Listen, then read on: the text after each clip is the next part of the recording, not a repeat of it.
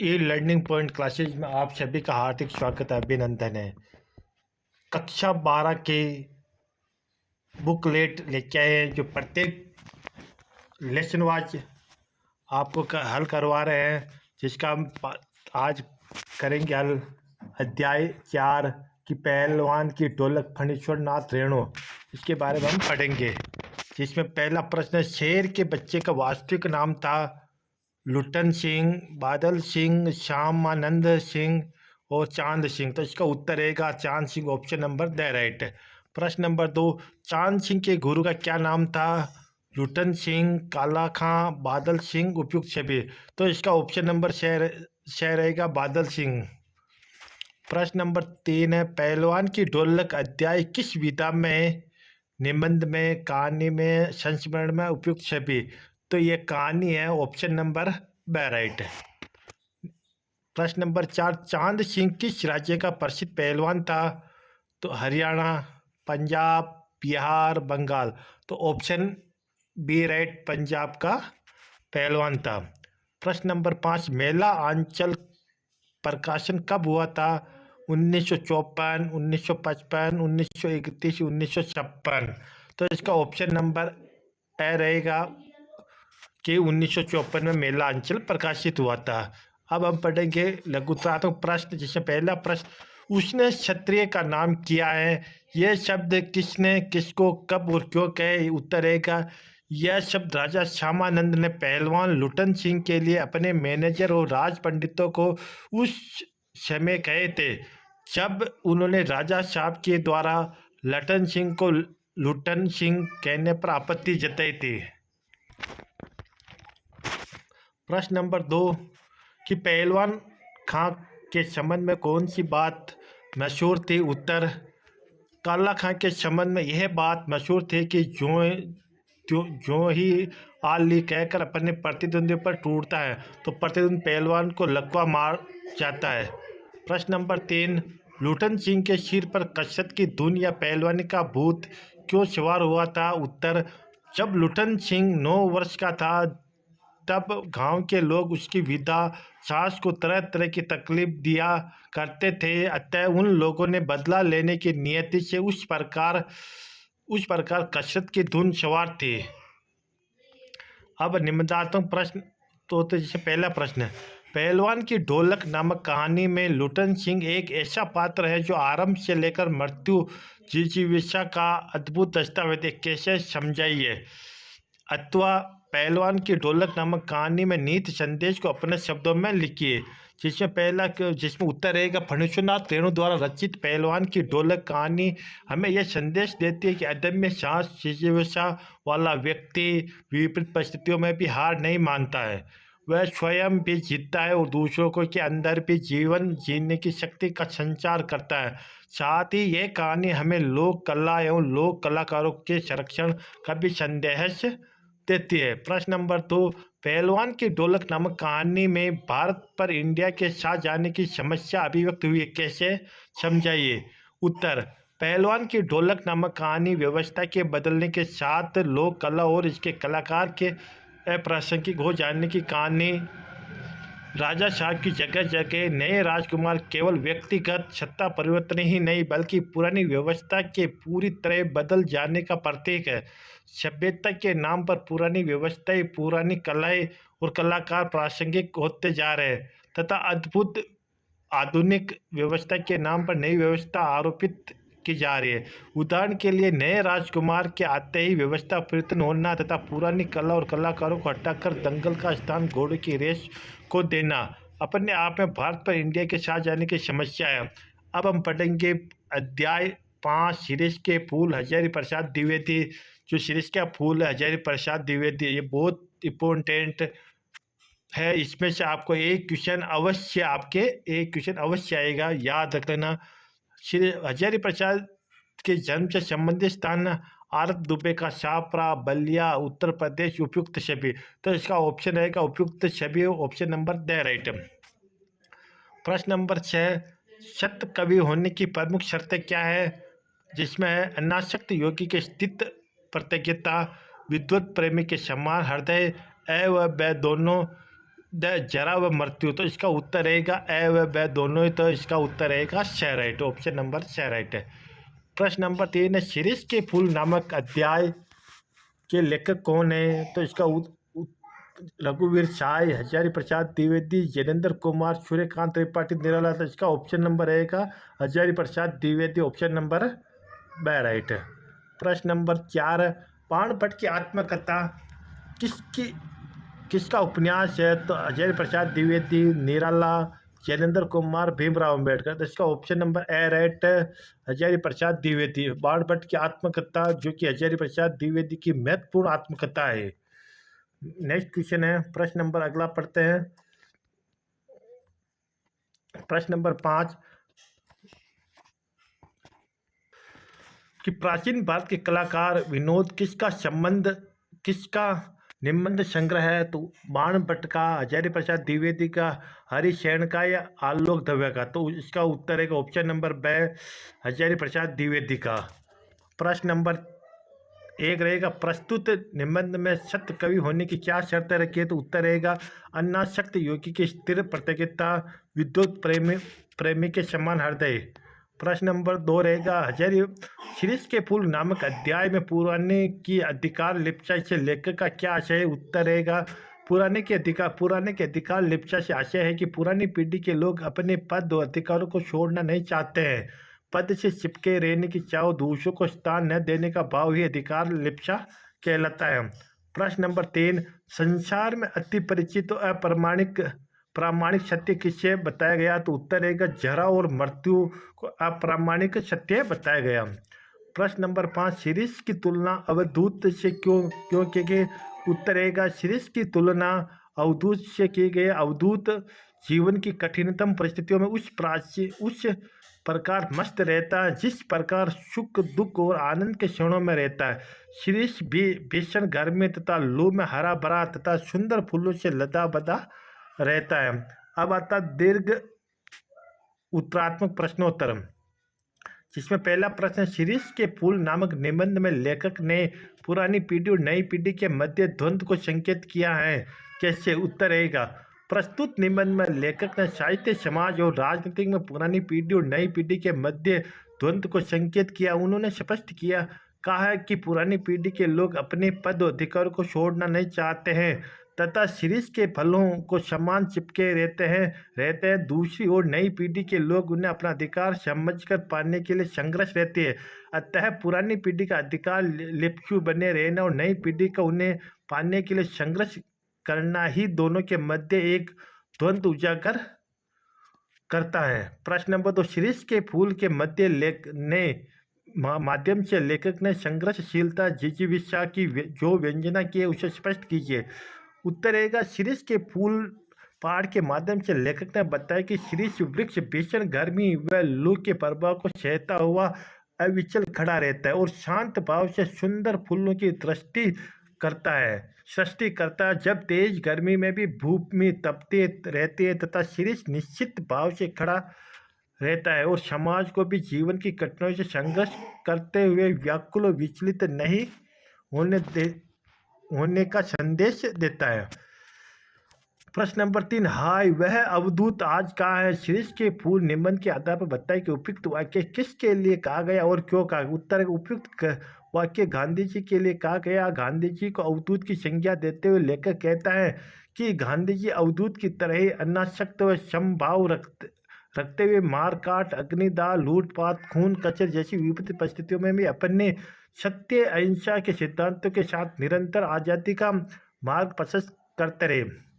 आज की विपरीत परिस्थितियों में अपने सत्य अहिंसा सिद्धांतों के साथ निरंतर आज़ादी का मार्ग प्रशस्त करते रहे। आज की विपरीत परिस्थितियों में ऐसी मनीषी का न होना लेखक के मन को कचोटता है और वह कहता है कि हाय वह अवधूत का है।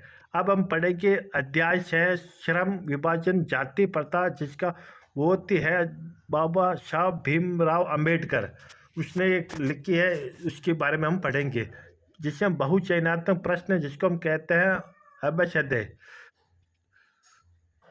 एनिहिलेशन ऑफ कास्ट का हिंदी रूपांतर निम्न में से किसने किया? तो इसका आनंद यादव, ललन सिंह यादव, महादेव वर्मा, आलोक धनिया। तो इसका उत्तर रहेगा ललन सिंह यादव ने किया था।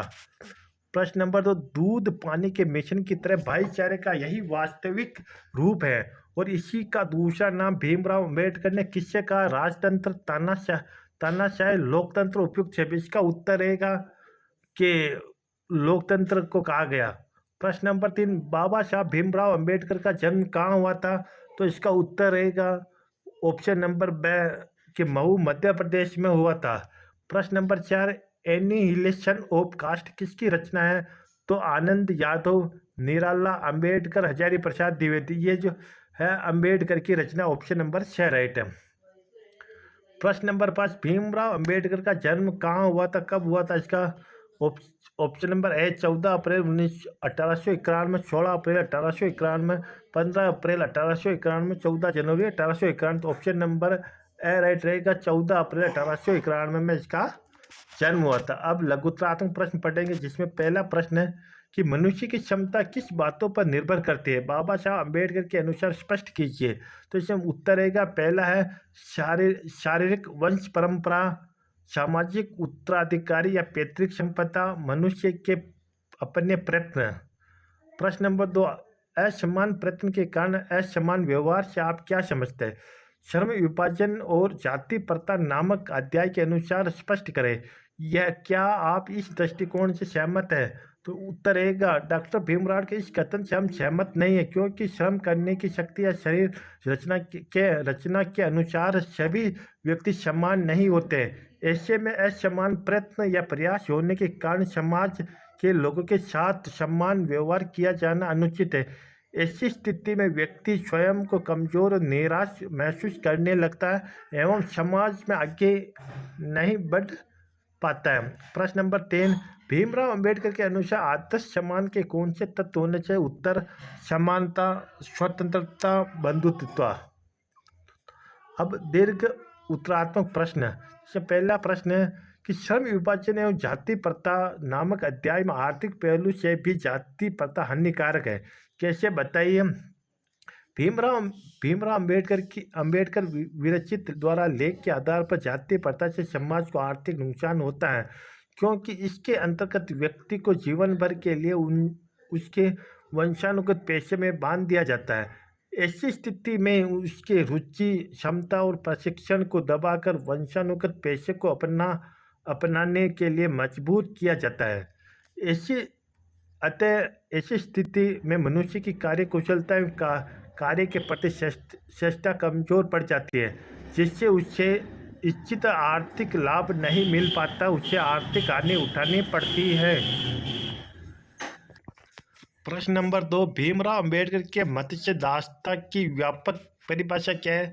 उत्तर रहेगा, लेखक के अनुसार दासता केवल कानूनी पराधीनता को ही नहीं कहा जाता है, वरन उसके अंतर्गत कुछ लोगों को दूसरे लोगों के द्वारा निर्धारित व्यवहार एवं कर्तव्य का पालन करने के लिए मजबूर होना पड़ता है। हालांकि यह स्थिति कानूनी पराधीन न होने पर भी सामान्यतः भारत की जाति प्रथा में देखी जाती है। इसके अंतर्गत कुछ लोगों को अपनी इच्छा के विरुद्ध ऐसा कोई कार्य करने पर मजबूर होना जिससे उसके लिए अपर्याप्त अनुपयुक्त है। प्रश्न नंबर, अब महत्वपूर्ण व्याख्या है। अब हम व्याख्या पढ़ेंगे, ये हमारे हो गए, जिससे पहला है कि 6 प्रश्न व्याख्या कीजिए बाजार दर्शन की, जिसमें आप व्याख्या करेंगे कि बाजार को सार्थकता वही मनुष्य देता है जो जानता है कि वह क्या चाहता है और जो नहीं जानते हैं कि वे क्या चाहते हैं।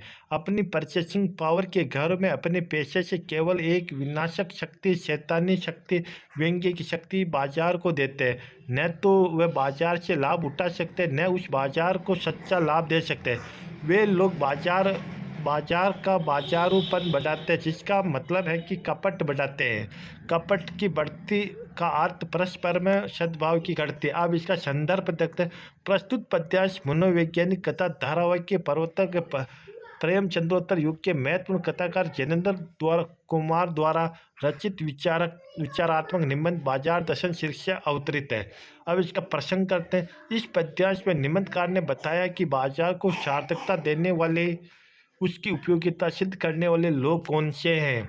तो अब व्याख्या करते प्रस्तुत पद्यांश में निबंधकार ने बाजार की सार्थकता के संबंध में अपने विचार व्यक्त किया है कि बाजार को सार्थकता तभी प्राप्त होती है जब मनुष्य अपनी आवश्यकता के अनुरूप वस्तु खरीदता है, तथा अर्थात बाजार को सार्थकता वही मनुष्य देता है जो यह जानता है कि उसे किस चीज़ की आवश्यकता है और कौन सी चीज़ उसके लिए लाभदायक है। जो मनुष्य यह नहीं जानता है कि उसे क्या करना चाहिए और अपने पैसे की परचेसिंग के पावर के अनुपात में वस्तुएं खरीदता है, तो केवल एक विनाशक शक्ति, एक शैतानी शक्ति ही बाजार को देती है, जिसे व्यंग्य की शक्ति भी कह सकते हैं। ऐसे कार्य से न तो बाजार को लाभ होता और न ही बाजार से क्रेता को लाभ प्राप्त होता है। ऐसे लोग केवल बाजारूपन बढ़ाते हैं, जिसका मतलब है कपट और धोखाधड़ी बढ़ाना।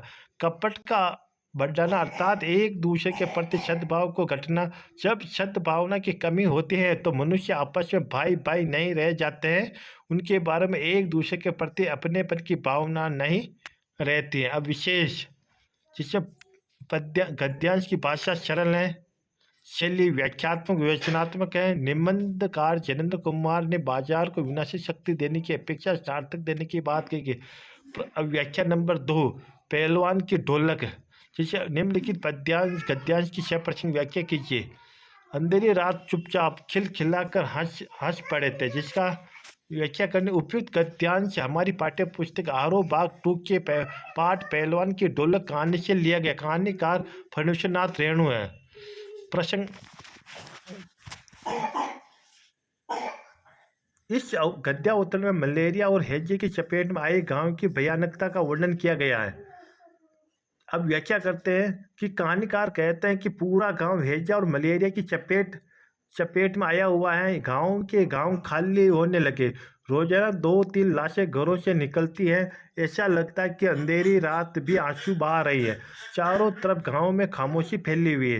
प्रत्येक घर से निकलने वाला रुदन आहे उस खामोशी में ही दबी जा रहे थे। आकाश में तारे चमक रहे थे। पृथ्वी पर कहीं कोई प्रकाश नहीं नजर आता था।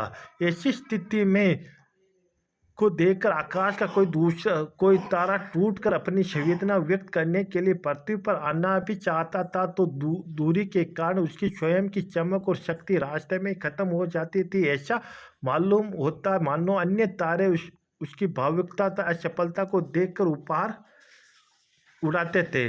विशेष महामारी की भयानकता का करुण चित्र प्रकट हुआ। भाषा सहज सरल और शोभ। अब शीर्ष के फूल की व्याख्या करेंगे, जिसमें है जेठ की जलती धूप से तो लंडूरे भले। प्रस्तुत गद्यांश पाठ्य पुस्तक आरोह भाग 2 के पाठ शीर्ष के फूल निबंध से लिया गया है। निबंधकार हजारी प्रसाद द्विवेदी है। प्रस्तुत गद्यांश में लेखक ने शीर्ष के फूल की विशेषता का वर्णन किया गया।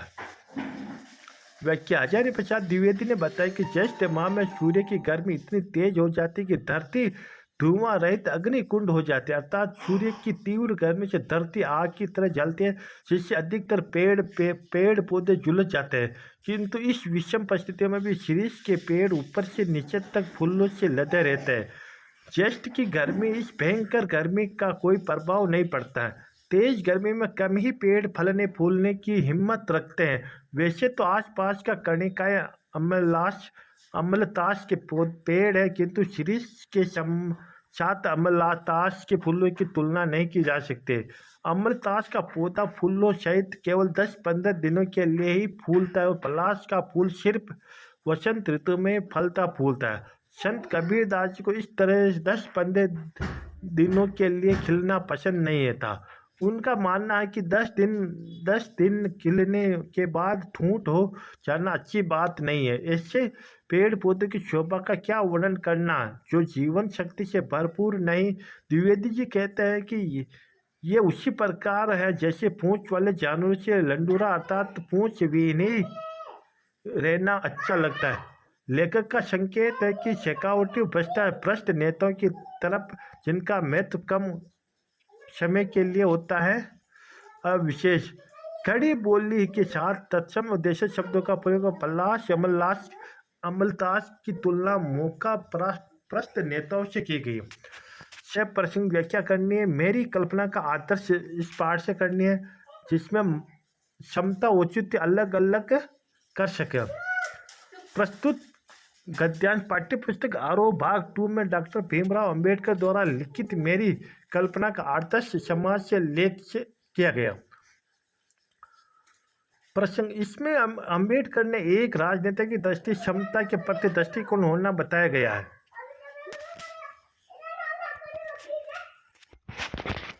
प्रसंग अंबेडकर ने एक राजनीतिक दृष्टि क्षमता के प्रति दृष्टिकोण होना चाहिए बताया गया।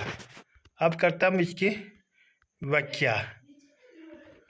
डॉक्टर अंबेडकर कहते हैं कि जाति प्रथा या आदर्श समाज दोनों का ही आधार क्षमता पर टिका है, लेकिन क्षमता का उचित भाव अवस्था सिर्फ यही आकर खत्म नहीं होती। एक राजनेता का जनता के प्रति संतुलित दृष्टिकोण एक राजनीतिज्ञ का सामना जनता की बहुत बड़ी संख्या से होता है। राजनेता के पास अपनी जनता से व्यवहार करते समय, उनसे जानकारी लेते समय उनकी आवश्यकताओं को समझने के लिए न तो पर्याप्त समय होता है और न ही तथ्यपूर्ण जानकारी। राजनेता के लिए यह समय बहुत ही मुश्किल होता है कि वह अपनी जनता की जरूरतों क्षमताओं के आधार पर कि जरूरी व आवश्यक व्यवहार अलग अलग तरह से कर सके। आशय यही है कि क्षमता वह तथ्य है जिससे अपना कर बड़ी मात्रा में सबके साथ समान व्यवहार संभव भी है, उचित भी है। विशेष अंबेडकर ने क्षमता मूलक आदर्श समाज की रूपरेखा प्रस्तुत की है। भाषा सरल, सहज और बोधगम्य। अब व्यक्तित्व कृतित्व, जिसमें पहला प्रश्न महादेवी वर्मा के व्यक्तित्व कृतित्व प्रकाश डाल दिए। जिस पहले उत्तर के महादेवी वर्मा का जन्म फर्रुखाबाद उत्तर प्रदेश से 26 मार्च 1907 में हुआ था। इनकी प्रारंभिक शिक्षा इंदौर के मिशन स्कूल में हुई थी। इनका विवाह अल्पायु में हो गया था। इनका अध्ययन चलता रहा और 1929 में बौद्ध भिक्षुणी बनना चाहते थे, परंतु महात्मा गांधी के संपर्क में आने के बाद समाज सेवा की ओर उन्मुख हो गई थी। आधुनिक हिंदी की सबसे सशक्त कवयित्री होने के कारण उन्हें आधुनिक युग की मीरा के नाम से भी जाना जाता है। यानी कि आधुनिक युग मीरा के नाम से भी कवि निराला ने उन्हें हिंदी के विशाल मंदिर की सरस्वती की भी संज्ञा कहा। इनका कार्य क्षेत्र बहुमुखी रहा। अब इनकी प्रमुख रचनाएं जैसे न्यार, रश्मि, नीरजा, यामा काव्य संग्रह है। अतीत के चलचित्र समृद्ध की रेखाएं, पथ के साथी, मेरा परिवार, संस्मरण, शंकरला की क्रिया, आपदा, भारतीय संस्कृति के स्वर निबंध आदि। ज्ञानपीठ पुरस्कार, पद्म विभूषण, भारत भारती पुरस्कार से सम्मानित लेखक कवयित्री की मृत्यु 11 सितंबर 1987 को इनकी मृत्यु हो गई थी। अब जैलेंद्र कुमार क्या लिखेंगे। प्रश्न नंबर है कि जैलेंद्र कुमार का जीवन परिचय। तो लेखक जैलेंद्र कुमार का जन्म 2 जनवरी 1905 में अलीगढ़ में हुआ था। प्रारंभिक शिक्षा हस्तिनापुर के गुरुकुल तथा उच्च शिक्षा काशी हिंदू विश्वविद्यालय से हुई। हिंदी उपन्यास के इतिहास में मनोविश्लेषणात्मक परंपरा के प्रवर्तक के रूप में मान्य है। जैलेंद्र अपने पात्रों में सामान्य में सूक्ष्म संकेतों में निहित की खोज करके उन्हें बड़े कौशल में प्रस्तुत करते थे। उनकी प्रमुख रचनाएं परख है, नाम, स्वामी, सुनीता, त्यागपत्र, कल्याणी, जयवर्धन, मुक्तिबोध उपन्यास संग्रह है। वातायन, एक रात, फांसी, 2 चिड़िया, नीलम देश की राजकन्या पाई, ये सब कहानी संग्रह हो गया। और जड़ की बात, पूर्वोदय, साहित्य का श्रेय, प्रेय, सोच विचार, ये निबंध संग्रह हो गए। साहित्य रचना के दौरान उन्हें पद्म विभूषण, भारत भारती तथा साहित्य अकादमी पुरस्कार मिला। इनका देहांत 24 सितंबर 1990 में हो गया था। चालू ही अब पढ़ेंगे धर्मवीर भारती का जीवन परिचय के बारे में पढ़ेंगे, जिसमें इसका उत्तर रहेगा कि धर्मवीर भारती का जन्म 25 सितंबर 1926 इलाहाबाद में हुआ। इलाहाबाद में उच्च शिक्षा पाई।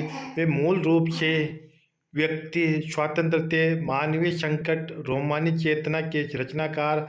उनकी कविताएं कहानियाँ, उपन्यास, निबंध, गीति, नाट्य, रिपोर्टाज हिंदी साहित्य की उपलब्धियाँ हैं।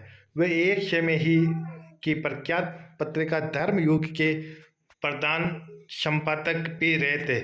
उनकी प्रमुख रचनाएं कन्नू प्रिया, सात गीत, ठंडा लोवा कविता संग्रह थी, बंद गली का आखिरी मकान कहानी संग्रह था, सूरज का सातवां घोड़ा गुनाहों का देवता उपन्यास था, अंधा युग गीति नाट्य था, पश्यंती कहानी, अन्य कहानी, मानव मूल्य और साहित्य ठेले पर हिमालय निबंध संग्रह आदि ने पद्म विभूषण, पद्मश्री, व्यास सम्मान एवं साहित्य से जुड़े अनेक राष्ट्रीय पुरस्कार प्राप्त हुए थे। इनका देहांत सन 1997 में हुआ था। अब पढ़ेंगे हजारी प्रसाद द्विवेदी के जीवन परिचय में। हजारी प्रसाद द्विवेदी का जीवन परिचय साहित्य परिचय के बारे में विस्तार से अध्ययन करेंगे, जिसमें द्विवेदी का जन्म 1907 आरत दुबे का छापरा बलिया उत्तर प्रदेश में हुआ था। प्रारंभिक शिक्षा घर पर प्राप्त करने के बाद आपने काशी तथा लखनऊ विश्वविद्यालय से उच्च शिक्षा प्राप्त की। हिंदी, संस्कृत, प्राकृतिक, अपभ्रंश, बांग्ला आदि भाषाओं, उनके साहित्य के साथ साथ इतिहास, संस्कृत, धर्म, दर्शन और आधुनिक ज्ञान विज्ञान की व्यापकता व गहनता में बैठ कर उनका अगाध पांडित्य, नवीन मानवतावादी सर्जना और आलोच्य की क्षमता लेकर प्रकट हुआ था। इनकी प्रमुख रचना अशोक के फूल, कुटज, विचार, परवा, आलोक, पर्व, निबंध संग्रह, बाण भट्ट की आत्मकथा, अनाम दास का पोता, पुनर्वा उपन्यास थे। हिंदी साहित्य का आदिकाल, हिंदी साहित्य की भूमिका आलोचनात्मक ग्रंथ आती है। इन्हें भारत सरकार द्वारा पद्म विभूषण प्राप्त हुआ। साहित्य रचना करते हुए सन 1979 में दिल्ली में देहांत हो गया था। अब हम पढ़ेंगे आरोग्य पद्य भाग, जिसमें पहला हरिवंश राय बच्चन के बारे में हम पढ़ेंगे। पहले तो गद्य साहित्य पढ़ रहे थे, अब पद्यांश, यानी कि अब पहले तो हमने लेखक के बारे में पढ़ा, अब हम कवियों के बारे में पढ़ाई करेंगे। जिसमें पहला आरोग्य भाग पढ़ रहे हैं।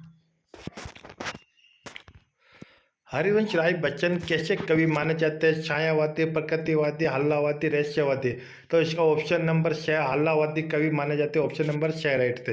प्रश्न नंबर 2, मैं सांसों के 2 तार के लिए फिरता हूँ। पंक्ति का आशय है मैं अपने आप से प्रेम करता हूँ, मैं लोगों से प्रेम के संबंध रखता हूँ, मैं लोगों में प्रेम का संचार करता हूँ, मैं लोगों को संस्कृत करता हूँ।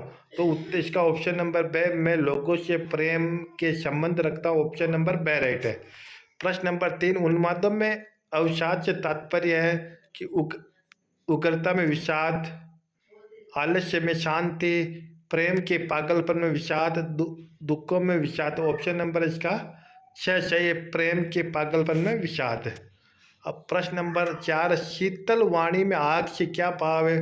मधुरता में जलन, कोमल वाणी में प्रेम की तीव्र उत्साह, कटु वाणी में वेदना का ताप, प्रेम में ईर्ष्या। तो ऑप्शन नंबर इसका वैश्यता प्रेम वाणी में होता है। अब हम प्रश्न नंबर 1, निशा निमंत्रण गीत में कवि ने किस काव्यात्मक चित्रण की कोशिश की?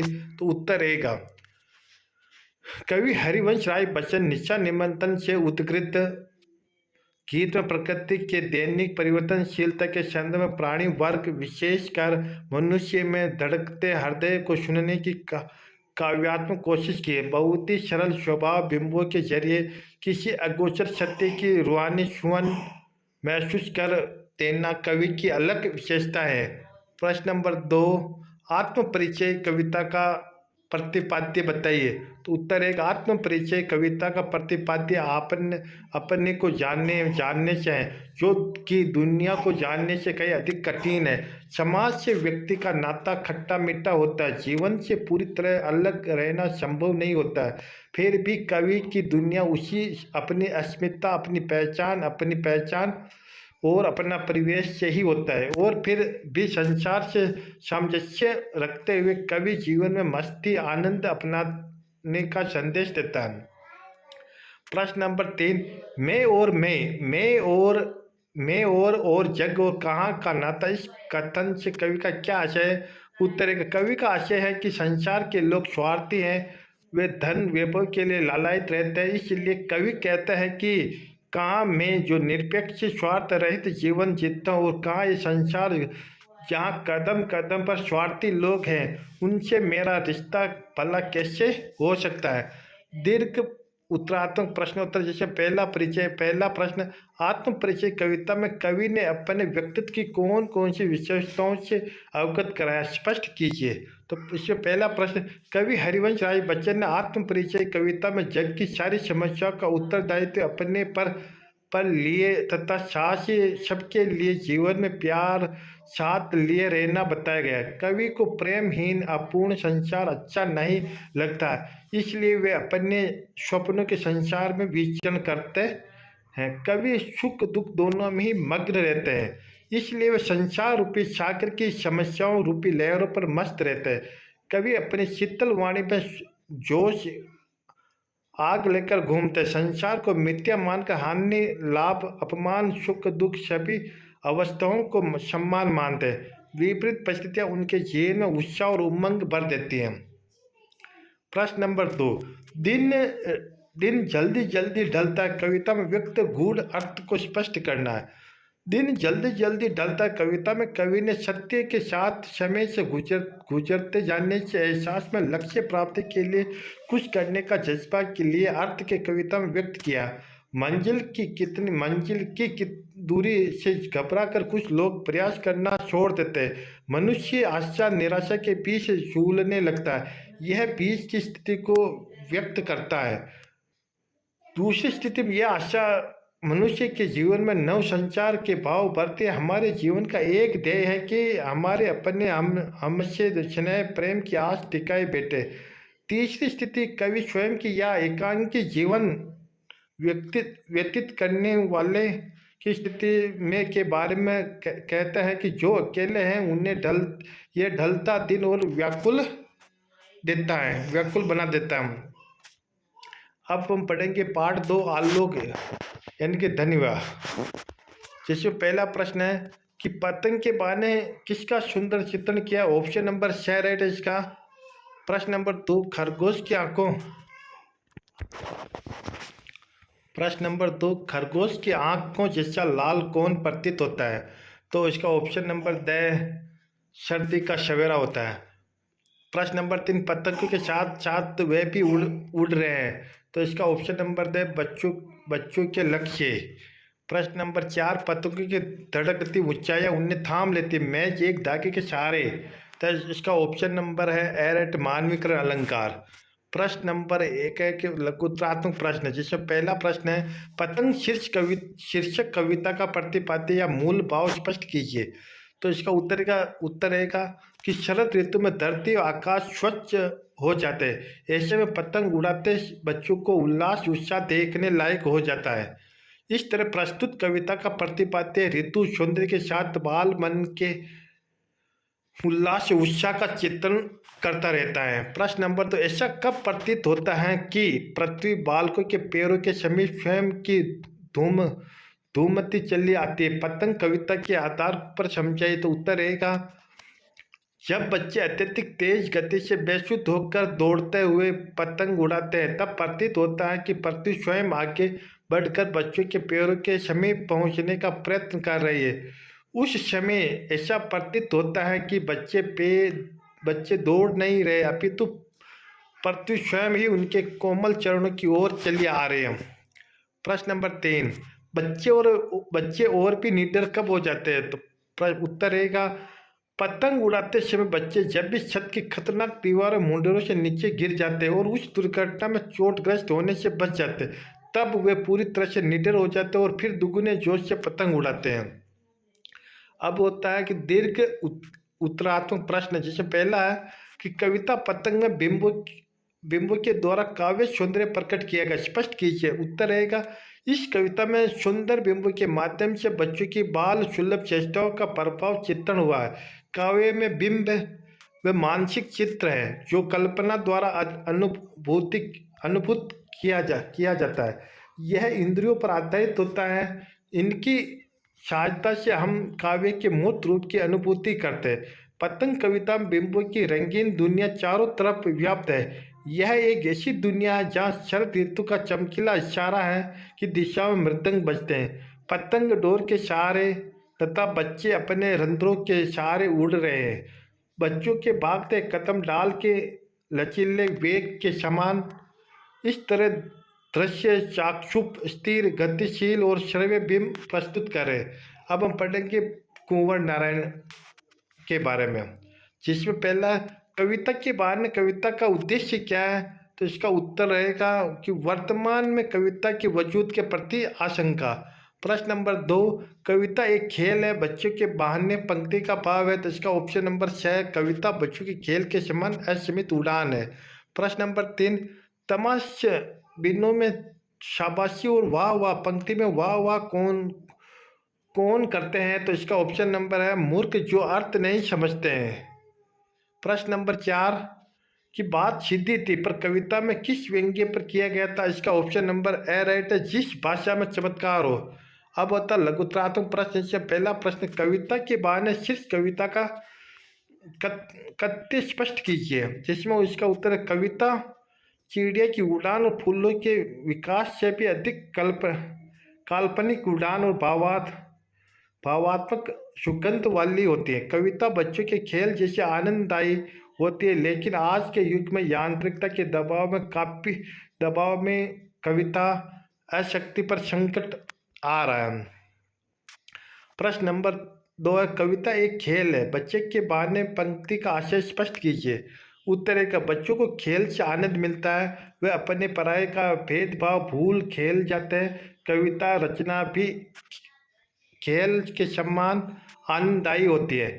उसने काल्पनिक भाव सौंदर्य का चित्रण भेदभाव रहित और अत्यंत आनंददायी होता है। प्रश्न नंबर 3, भाषा को सहूलियत से बरतने से क्या अभिप्राय है, तो इसका उत्तर है भाषा को सहूलियत से बरतने का कवि का अभिप्राय है कि कुछ लोग भाषा की अभिव्यक्ति में अपने आप को अति विशिष्ट या अपनी प्रसिद्धि प्रदर्शित करने के लिए क्लिष्ट या अलंकृत भाषा का प्रयोग कर बैठते हैं, जो आमजन की समझ से बाहर होकर व्यर्थ घूमती रहती है। इसलिए भाषा को सहूलियत से बरतना चाहिए, तो जिससे संपूर्ण जनमानस के समझ में आ सके, उन्हें रुचिकर लगे। प्रश्न नंबर 4, आखिरकार वही हुआ जिसका मुझे डर था, कवि को क्या डर था, स्पष्ट कीजिए। तो इसका उत्तर रहेगा कवि को यह डर था कि भाषा में चमत्कार लाने हेतु वह जितने भी प्रयत्न कर रहा था वे सब निरर्थक हो गए। इस चक्कर में भाषा का सरल अर्थ चूड़ी के पेज की तरह मर गया था। अब आता है दीर्घ उत्तरात्मक प्रश्न, जिसमें पहला प्रश्न, बात सीधी थी पर कविता में कवि ने किस विषय पर ध्यान आकर्षित किया, स्पष्ट कीजिए। जिसमें उत्तर रहेगा बात सीधी थी पर कविता में कवि ने जिस भाषा की सहजता पर बात की है, कवि कहना चाहता है कि हमें सीधी सरलता को बात को बिना जटिल बनाए आसान शब्दों में कहने का प्रयास करना चाहिए। भाषा के जटिल प्रयोग करने से फिर वे बात स्पष्ट नहीं हो पाती तथा अभिव्यक्ति की सरलता में उलझाव आ जाता है। व्यक्ति जैसा सोचता है वह अनुभव करता है, उसे उसी रूप में सहजता से व्यक्त कर देना चाहिए। लेकिन कभी कभी वाई पाने के लोभ में अपनी बात को सजा संवर के कलात्मक ढंग से अलंकृत शैली का प्रयोग करने लगता है, जिसके चक्कर में सीधी सरल बात भी टेढ़ी हो जाती है। रचनाकार में इससे एक दोष माना जाता है। रघुवीर शाही जो कि इन्होंने बहुत अच्छी लिखी है, जिससे पहला प्रश्न कमरे में बंद अपाइज कविता में किस प्रकार की गई, जिसमें इसका ऑप्शन में इलेक्ट्रॉनिक मीडिया पर, ऑप्शन नंबर आपका इसमें शेयर राइट है। प्रश्न नंबर 2 है, हम समर्थ शक्तिवान किससे कहा गया है, इसका भी है दूरदर्शन वालों को कहा गया है। प्रश्न नंबर 6, आपका अपाहिजपन तो दुख देता ही होगा, ऐसा प्रश्न किसकी मानसिकता पर व्यंग्य किया गया, तो इसका मीडिया की मानसिकता पर व्यंग्य किया गया। कैमरे में बंद अपाहिज कविता में कौन सी शब्द शक्ति है, तो इसका उत्तर है लक्षणा शब्द शक्ति। अब आता है लघुत्रात्मक प्रश्न, इसमें पहला प्रश्न, कैमरे में बंद अपाहिज कविता की मूल संवेदना कौन सी है, इस कविता में कवि ने करुणा और सहानुभूति जगाने के उद्देश्य से पाश्चात्य मीडिया के कार्यक्रम में निहित क्रूरता तथा शोषण को व्यक्त किया गया। मीडिया माध्यम की एक ऐसी व्यावसायिक और संवेदनशीलता पर आक्षेप किया गया। प्रश्न नंबर 2 कि कवि रघुवीर शाह की किन्हीं दो रचनाओं के नाम लिखिए। रघुवीर शाह की दो रचना, एक तो आत्महत्या के विरुद्ध सीढ़ियों पर धूप। प्रश्न नंबर 3 पर्दे पर वक्त की कीमत है, इस कथन का नया आशय है। इस कथन का आशय यह है कि दूरदर्शन के पर्दे पर उन कार्यक्रमों को ही दिखाया जाता है जो रोचक हो और व्यवसाय में लाभकारी हो, इसलिए वे अपने व्यवसाय पर अधिक ध्यान देते हैं और समय बर्बाद नहीं करना चाहते हैं। प्रश्न नंबर 4 हम दूरदर्शन पर एक दुर्बल को लाएंगे, इसका क्या कारण हो सकता बताएंगे। उत्तर है दूरदर्शन के कई कार्यक्रमों का उद्देश्य मानवीय संवेदनाओं को जगाना रहता है। उस पर दर्शकों की संख्या बढ़े, उसमें रोचकता आए और संवेदनशीलता को सहजता से बेचा जा सके, इस दृष्टि से ऐसे कार्यक्रम प्रसारित किए जाते हैं। अब आता प्रश्न नंबर दीर्घ उत्तरार्धक प्रश्न। जैसे प्रश्न नंबर 1 कवि रघुवीर शाह की कविता कैमरे में बंद अपाइज में किस पर व्यंग्य किया गया, स्पष्ट कीजिए। कवि रघुवीर शाह ने इस कविता में मीडिया की दोहरी नीति पर व्यंग्य किया। अक्सर समाचार चैनल किसी भी व्यक्ति या घटना की दुखपूर्ण दशा को प्रस्तुत करते समय अपनी संवेदनाओं को खोकर पूर्णतः व्यावसायिक प्रवृत्ति से संचालित करके उसने अपने व्यवहार से क्रूर बना देते हैं। इस कविता में व्यंग्य दूरदर्शन सीमित वर्ग तक सिमटा हुआ है। किसी भी पीड़ा को बहुत बड़े दर्शक के रूप में तक पहुंचाने वाले व्यक्ति को संवेदनशील होना चाहिए, किंतु अपनी व्यंजन में यह कविता हर ऐसे व्यक्ति पर ध्येय करती है जो दुख, दर्द, यातना, वेदना को बेचना चाहता है। प्रश्न नंबर 2 कमरे में बंद अपाइज कविता में कवि ने किस तरह के वाचारीकरण को प्रस्तुत किया और कैसे, स्पष्ट कीजिए। तो इसमें पहला उत्तर है कि इसके कवि ने बताया कि टेलीविजन यानी मीडिया के लोग स्वयं को बहुत ताकतवर समझते हैं। इस कविता में एक दुर्लभ अपाइज व्यक्ति है, वह विवश और उसे दूरदर्शन के व्यापारीकरण का हिस्सा बनना पड़ता है। दूरदर्शन द्वारा सामाजिक कार्यक्रम के नाम पर लोगों के दुख दर्द बेचने का काम होता है। उन्हें अपाइज के दुख दर्द और मान सम्मान की कोई परवाह नहीं होती है। उन्हें अपने कार्यक्रम की लोकप्रियता हेतु उसे रोचक बनाना, जिससे उन्हें कमाई हो सके। इस प्रकार कविता मीडिया का बाजारीकरण प्रस्तुत किया गया। अब शमशेर बहादुर सिंह के बारे में पढ़ेंगे, जिसमें पहला प्रश्न उषा कवितांश में कवि ने किस समय का वर्णन किया गया, इसका ऑप्शन नंबर से सूर्योदय पूर्व का वर्णन किया गया। प्रश्न नंबर 2 राख से लिपा हुआ चौका अभी गिल्ला पड़ा, पंक्ति में अभी गिल्ला पड़ा का क्या कारण, ऑप्शन नंबर इसका आसमान में आर्द्रता के कारण। प्रश्न नंबर 3 स्लेट पर लाल या खड़िया चाक मल दी हो, किसी ने पंक्ति में अलंकार है तो उत्प्रेक्षा अलंकार। प्रश्न नंबर 4 है सूर्योदय के साथ साथ गांव की सुबह का एक जीवंत परिवेश की कल्पना की गई, वह कैसे, इसका ऑप्शन नंबर 6 राइट है। स्लेट पर चाक मलते अदृश्य बच्चों के हाथ, ये वाला आपका ऑप्शन नंबर 6 सही रहेगा। लघुत्तरात्मक प्रश्न शमशेर बहादुर सिंह की कविता उषा नवीन बिंबों उपमानों का जीवंत दस्तावेज, स्पष्ट करें। उत्तर रहेगा इसका कि शमशेर बहादुर ने उषा कविता में प्रातःकालीन धुंधले नीले आकाश के लिए नीला हुआ चौका, काली शील और स्लेट पर लाल खड़िया से मलना आदि नवीन उपमान दिए गए। इसी प्रकार नील जल में झिल मिलाती गौर दहे से सुंदर बिंबों की योजना उपस्थित की गई थी। अब प्रश्न नंबर 2 उषा कविता में भोर का प्राकृतिक सौंदर्य का वर्णन किस प्रकार किया गया था, जिसमें उत्तर रहेगा उषा कविता में भोर के प्राकृतिक सौंदर्य के लिए नवीन उपमानों, बिंबों तथा नए प्रतीकों का प्रयोग किया गया। इसमें प्रातःकालीन आकाश को राख से लिपा हुआ चौका, लाल केसर से धुल्ली काली शील बताया गया है। इसमें प्रकृति का शब्द चित्र सचिव अभिव्यक्त हुआ है। प्रश्न नंबर 3 जादू टूटता है, इस उषा का अब सूर्योदय हो रहा है। उषा कविता की प्रस्तुत पंक्ति में जादू टूटता का क्या आशय व्यक्त कीजिए। उत्तर भोर होते ही आकाश में कुछ कुछ लालिमा फैलने लगते। फिर भी नीले आकाश में सूर्य का घोर झिलमिलाता लेख प्रकाश युक्त शरीर व बिंब चमकने लगता। इससे उषा का प्राकृतिक सौंदर्य समाप्त हो जाता है और ऐसा लगता है कि अब उसका जादू टूटता ही गया। अब दीर्घ उत्तरात्मक प्रश्न से पहला प्रश्न, उषा कविता के आधार पर बताइए कि कवि ने किन उपमानों का प्रयोग कर कविता को गतिशीलता दी है। तो इसके आधार पर अन्य कवि किन पर उपमानों का प्रयोग किया गया। तो इसका उत्तर है कि उषा कविता में सूर्योदय आकाशीय दृश्यों का आधुनिक उपमानों से ही चित्रण किया गया। भोर से पहले आकाश का रंग नीला शंख जैसा राख से लिपा हुआ गीला चौका, कुछ देर बाद सूरज की लालिमा उसमें जानने से काली स्लेट पर लाल खड़े था। कुछ देर के बाद सूरज के प्रकट प्रकाश सुंदरी से झिलमिल घोर दे आदि जैसे नए उपमानों का प्रयोग कर कविता को गतिशील